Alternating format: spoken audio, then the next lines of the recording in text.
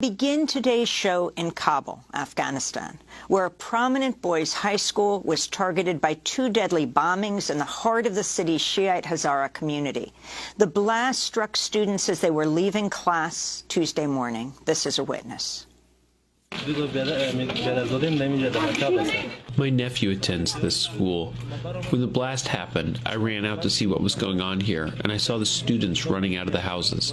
There were a lot of people outside the school gate, and then another blast took place. Western media reports at least 6 people were killed and 20 injured by the two blasts, but witnesses and Hazara leaders say at least 126 people were killed in yesterday's suicide attack and at least 73 people wounded.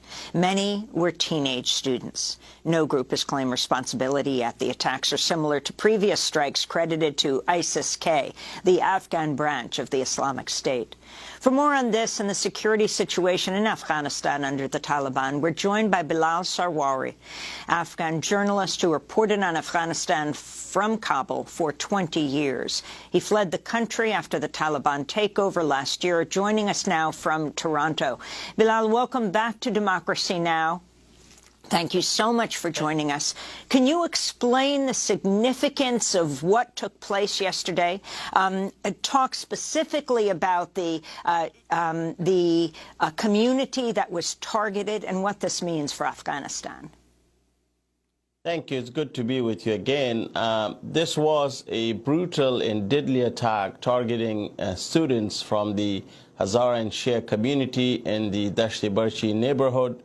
A neighborhood that has actually been targeted time and again, whether you talk about the Republic or whether you talk about the Taliban in power. And this was a massacre. I mean, parents working as drivers, parents who are farmers from central Afghanistan, from Hazarajat, were investing in the education of their children.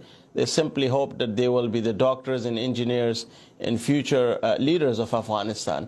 Instead, they were murdered, some of them, or missing body parts are the only remains that parents have. And what we also see is a failure now for nearly 21 years where the Hazara community, the Shias, are, not protected, that they are being targeted for being Hazaras. So you kind of feel, the pain for Hazaras because they are being targeted for who they are. But at the same time, we also see the Taliban jealously and forcefully guarding a narrative that suits them, a narrative where they say Afghanistan is an island of perfection under the Taliban, everything is okay.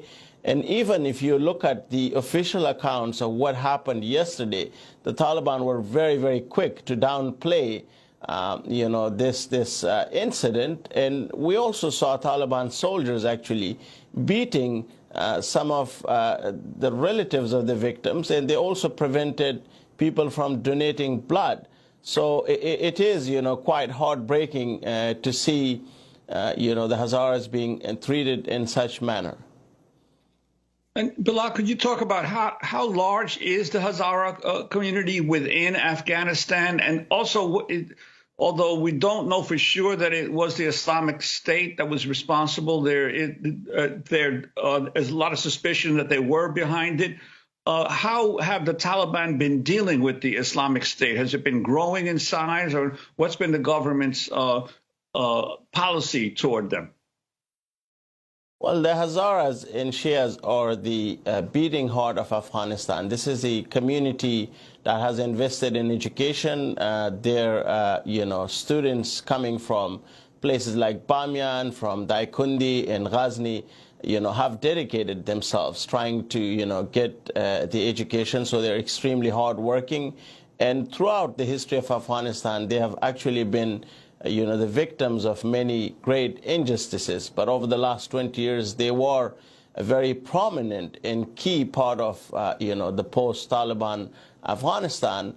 As far as the Islamic State is concerned, they have a presence in eastern Afghanistan. They have been in silent recruiting mood, buying weapons from the black market, but also from some Taliban commanders who are selling them. It's almost an open secret.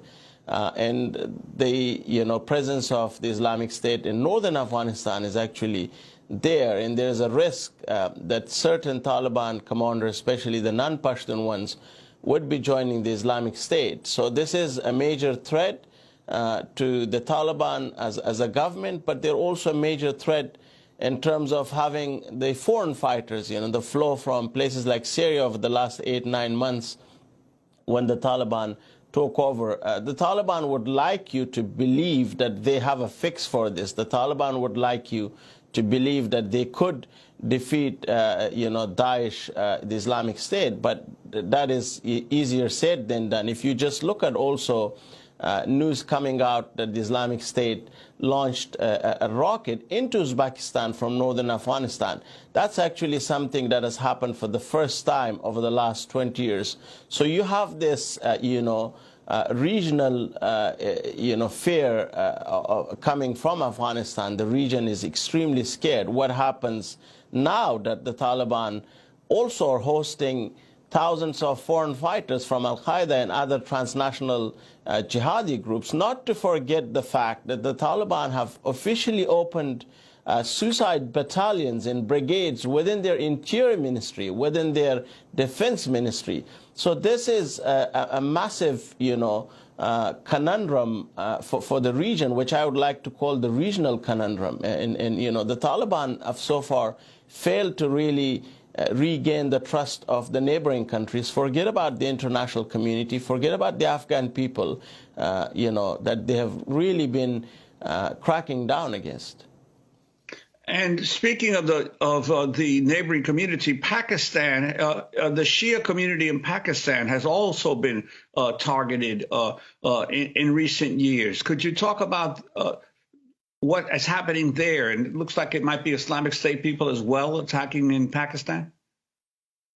Well, if we look at, the history of the last, let's say, 30 years or so, there has been also a number of militant extremist Sunni groups, Lashkar Janghavi and many others inside Pakistan that have targeted, the Shia communities from Quetta to Parachinar in the, former tribal areas.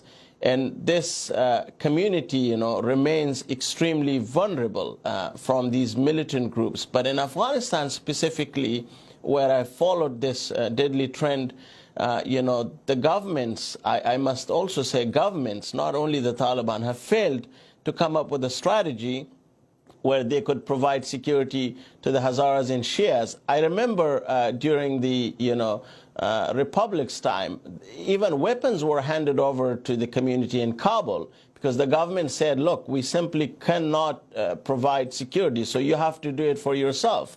And you have to actually also ask the question, why is it that there has been dozens and dozens of these deadly attacks happening in one specific area, Dashti Barchi in West Kabul, which is predominantly, a Shia and Hazara, community and area where they've been residing. So I call it, a great betrayal, towards, people that are extremely committed to a brighter future of Afghanistan.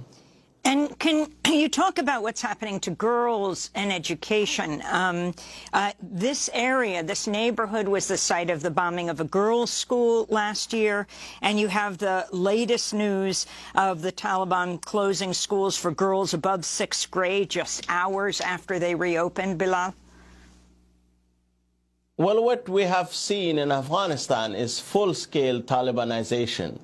If we go back to August 15th, since the Taliban took over power militarily, we were told that this is Taliban 2.0. We were told that the Taliban have changed, The reality is the Taliban have banned music. The Taliban have banned, all forms of entertainment. The Taliban have cracked down on Afghan media.